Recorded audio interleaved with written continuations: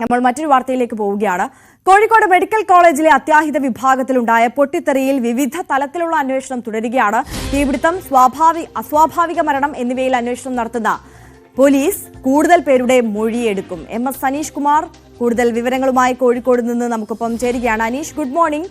ത്രിതല അന്വേഷണം നടക്കുകയാണ് ഈ വിഷയത്തിൽ. എങ്ങനെ തീപിടുത്തം ഉണ്ടായി എന്നുള്ളത് ഒരു വിഭാഗം അന്വേഷിക്കുമ്പോൾ മറ്റൊരു വിഭാഗം അന്വേഷിക്കുന്നത് ഈ 4 പേരുടെ മരണത്തിന് ഇടയാക്കിയ സാഹചര്യം അത് എങ്ങനെയാണ് എന്നുള്ളത് സംബന്ധിച്ചാകും അല്ലേ?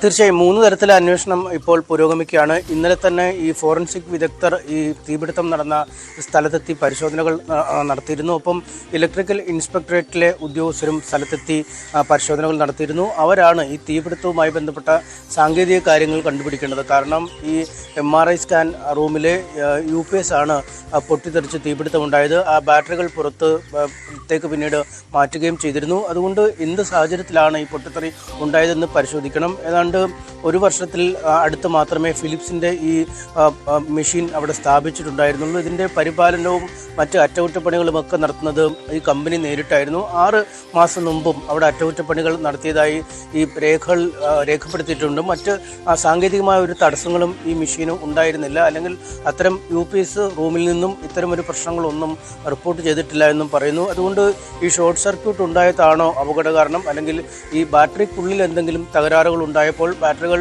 പൊട്ടിത്തെറിക്കുകയും ഈ പൊട്ടിത്തെറിക്കുമ്പോൾ അല്ലെങ്കിൽ മുറിക്കുള്ളിൽ ഈ പുക പ്രത്യക്ഷമാകുമ്പോൾ തന്നെ അടഞ്ഞു പോകുന്ന തരത്തിലുള്ള സാങ്കേതിക സംവിധാനം ആ മുറിക്കുണ്ടോ എന്നതടക്കമുള്ള കാര്യങ്ങളൊക്കെ പരിശോധിച്ച് വരികയാണ്. എന്തായാലും അതിൻ്റെ ഒരു അന്തിമ റിപ്പോർട്ട് വളരെ ചുരുങ്ങിയ സമയത്തിനുള്ളിൽ നൽകണമെന്നാണ് അറിയിച്ചിരുന്നത്. ഇന്നലെ തന്നെ നമ്മളോട് ചില ജീവനക്കാർ സംസാരിച്ചിരുന്നു. നഴ്സിംഗും അസിസ്റ്റന്റുമാരും നഴ്സിംഗ് ഓഫീസർമാരും ഒക്കെ സംസാരിച്ചിരുന്നു. അതായത് ഈ മുറിക്കുള്ളിൽ നിന്നും വലിയ ഒരു ശബ്ദം, ഒരാൾ ഉള്ളിൽ നിന്നും കൊട്ടുന്ന രീതിയിലുള്ളൊരു ശബ്ദം കേൾക്കുന്നു. തങ്ങളൊക്കെ ഓടി ആ കതകിൻ്റെ അവിടേക്ക് ചെല്ലുമ്പോൾ അത് തുറക്കാൻ പറ്റാത്ത ഒരു സാഹചര്യത്തിൽ നിൽക്കുന്നു.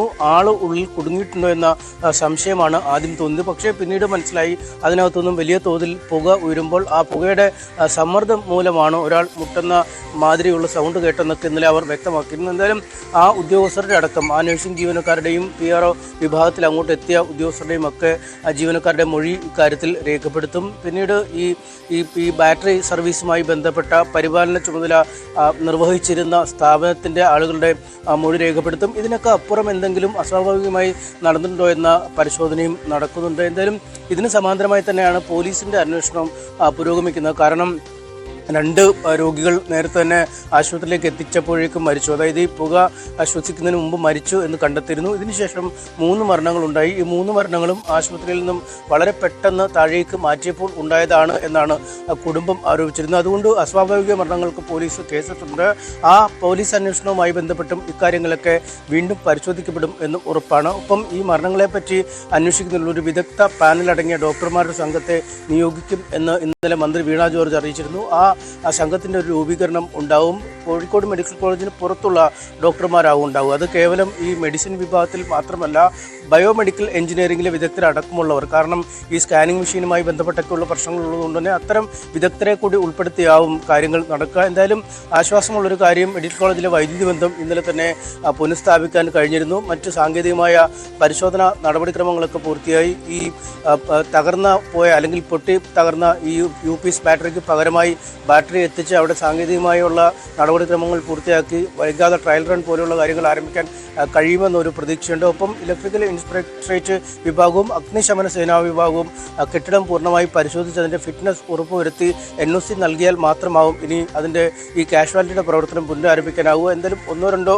ദിവസത്തിനുള്ളിൽ ഈ കാഷ്വാലിറ്റിയുടെ പ്രവർത്തനം പുനരാരംഭിക്കാൻ കഴിയുമെന്നൊരു പ്രതീക്ഷയാണുള്ളത്. ഇന്നലെ തന്നെ പല ഉപകരണങ്ങളും ഈ പഴയ കാഷ്വാലിറ്റി ബ്ലോക്കിലേക്ക് മാറ്റിയിരുന്നു. അവിടെ ആളുകളെ നോക്കാൻ ഇന്നു മുതൽ തന്നെ സജ്ജമാവും എന്നാണ് പ്രിൻസിപ്പൽ അറിയിച്ചിരിക്കുന്നത്.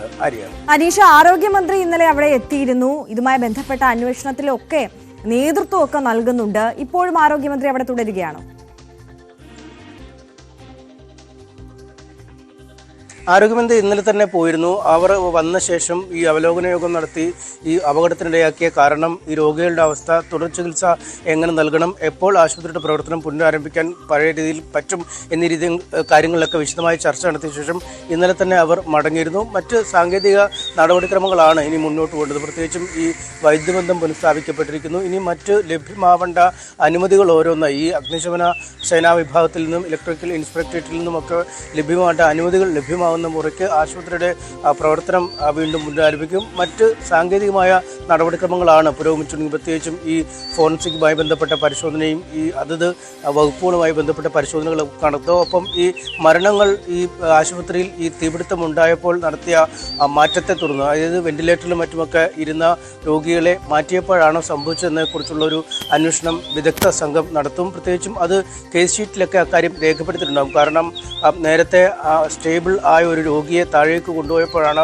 മരണം സംഭവിച്ചെങ്കിൽ അതിൻ്റെ സമയം കൃത്യമായി ആ കേസ് ഷീറ്റിൽ രേഖപ്പെടുത്തും. പല രോഗികളെയും ഡോക്ടർമാർ വന്ന് മരണം സർട്ടിഫൈ ചെയ്തിരുന്നുവെന്ന് ബന്ധുക്കൾ തന്നെ പറയുന്ന ഒരു സാഹചര്യമുണ്ട്. അതുകൊണ്ട് ഈ സമയക്രമം നോക്കുമ്പോൾ അത് മനസ്സിലാക്കാൻ കഴിയും. എന്തായാലും സാങ്കേതികമായ നടപടിക്രമങ്ങളാണ് ഇപ്പോൾ മുന്നോട്ട് പോകുന്നത്. അതുകൊണ്ട് തന്നെ മന്ത്രി ഇന്നലെ മടങ്ങിയിരുന്നു. പ്രിൻസിപ്പൽ അടക്കമുള്ള ആളുകൾ സ്ഥിതിഗതികൾ വിലയിരുത്തി വരുന്നു. പോലീസിൻ്റെ ഒരു ഇടപെടൽ കൃത്യമായുണ്ട്. ആ കാര്യങ്ങളൊക്കെ ആ രീതിയിൽ മുന്നോട്ട് പോകുന്നു. ഒപ്പം ഈ മറ്റ് സ്വകാര്യ ആശുപത്രികളിൽ ചികിത്സയിൽ കഴിയുന്നവരുമായി ബന്ധപ്പെട്ട് അതത് ഡിപ്പാർട്ട്മെൻറ്റുകളിലെ ഡോക്ടർമാർ ബന്ധപ്പെടുമെന്നാണ് അറിയിച്ചിരിക്കുന്നത്. ഇന്നലെ ഒരു സ്വകാര്യ ആശുപത്രിയിൽ നിന്ന് പേരാമ്പ്ര സ്വദേശിയായ ഒരാൾക്ക് കനത്ത ബില്ല്, ഏതാണ്ട് 40,000 രൂപയോളം വരുന്ന ഒരു ബില്ല് നൽകിയിരുന്നു. കാരണം ഈ അപകടം നടന്ന സമയത്ത് ഈ ബന്ധുക്കളുടെ നിർദ്ദേശപ്രകാരമോ അല്ലെങ്കിൽ രോഗികളുടെ നിർദ്ദേശപ്രകാരമോ ഒന്നുമല്ല ആശുപത്രികളിലേക്ക് മാറ്റിയത്. ഓരോ ആളുടെയും സ്ഥിതിഗതി എത്ര മാത്രം ഗുരുതരമാണ് എന്ന് വിലയിരുത്തിയ ശേഷം ഈ ആംബുലൻസ് ഡ്രൈവർമാരും ഒപ്പം ഉണ്ടായിരുന്ന മെഡിക്കൽ സ്റ്റാഫുമൊക്കെയാണ് പെട്ടെന്ന് അവരെ ഉചിതമായ ചികിത്സ കിട്ടുന്ന ഇടത്തേക്ക് മാറ്റിയത്. അതുകൊണ്ട് ആളുകൾ പണം നോക്കിയല്ല ആ ഘട്ടത്തിൽ അത്തരം ആശുപത്രികളിലേക്ക് പോയത്. എന്തായാലും ഈ പണമില്ലാത്തതിൻ്റെ പേരിൽ ഒരാളെയും ആശുപത്രികളിൽ പിടിച്ചു വെക്കാനുള്ള ഒരു ഇടപെടൽ ഉണ്ടാക്കില്ല. ഒപ്പം ഈ ആശുപത്രികളിൽ നിന്നും ഈ മെഡിക്കൽ കോളേജ് ആശുപത്രിയിലേക്ക് മടങ്ങി വരേണ്ടവർക്ക് ഉടൻ തന്നെ വരാം. അതിനുള്ള അതാണ് ഈ സ്വകാര്യ ആശുപത്രികളിൽ ചികിത്സയിലുള്ളവരുടെ ഈ ബില്ലുമായി ബന്ധപ്പെട്ട് അവരുടെ ചികിത്സാ ചെലവുകൾ സർക്കാർ ഏറ്റെടുക്കും എന്നുള്ളത് നേരത്തെ അറിയിച്ച കാര്യമാണ്. പക്ഷെ അതുമായി ബന്ധപ്പെട്ട ഔദ്യോഗികമായ ഒരു അറിയിപ്പ് ഈ സ്വകാര്യ ആശുപത്രികളിൽ എത്തിയിട്ടില്ല എന്നുള്ളൊരു സാഹചര്യം കൂടിയില്ലേ? അതിനൊരു തീരുമാനമായിട്ടുണ്ടോ?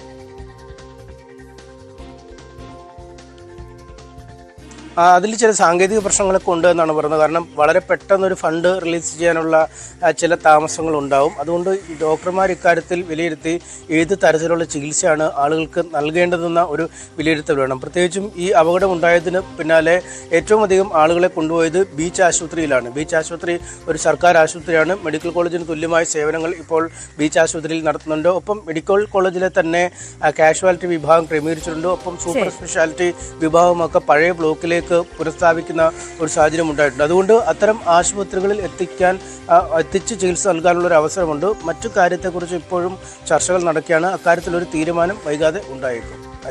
ശരി, എം എസ് അനീഷ് കുമാറാണ് വിശദമായ വിവരങ്ങൾ നൽകിയത്.